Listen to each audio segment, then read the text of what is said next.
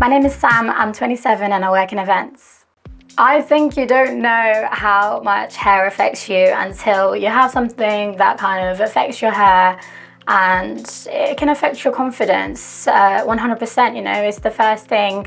You get up, you do whatever you want to do to your face, body, but you do your hair as well. So of course you want to make, you know, a good impression when you go out. You want to be creative with your hair, express with your hair.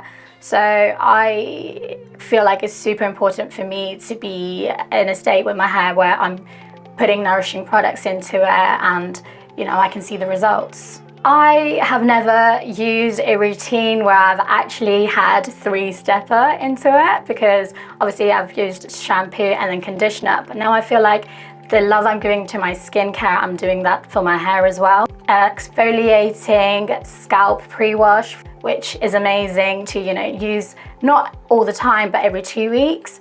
And then the shampoo, but then also following that up with a serum, because I feel like I do it for my face, so it's like a duh moment, like why am I not doing that for my hair?